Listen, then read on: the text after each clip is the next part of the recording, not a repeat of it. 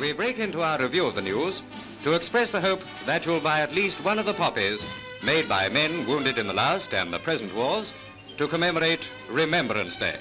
Once, all poppies were made by hand. But demand has grown so much that more than 40 million are now produced every year, here at the Royal British Legion's factory in Kent. How do you make a poppy? Here we have the stems, and the stems go into the barrel. At the next stage, we then have a reel of green paper, which then goes down the line, is cut. Here we have the red paper, which is then fed onto the machine, and is then crinkled and placed onto the poppy stem. And then finally, we have the buttons that go into the hopper, into the barrel, and then onto the machine, and then you finish with the end product.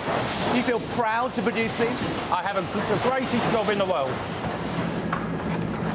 From here, poppies and wreaths are boxed and dispatched to 88 countries across the world.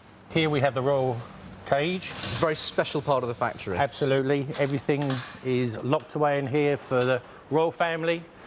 The Prime Minister, it's a great pleasure to actually be able to look after this area and make sure the wreaths get to their destination on time and in first-class condition.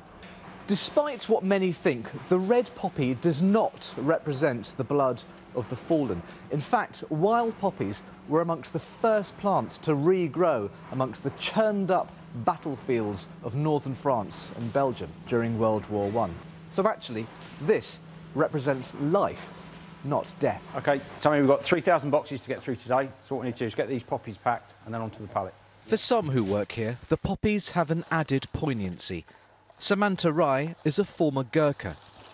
It is a very, very proud moment for us to support the people who are basically injured or were died in the war. What we don't want to do. Shane Crowhurst served in the Royal Engineers. It reminds me of friends that I've lost over my time in service. What we're up against is obviously making sure that not only do we have enough poppies, wreaths and other products in place ready to go, but obviously we need to get those out in such time ready for our launch.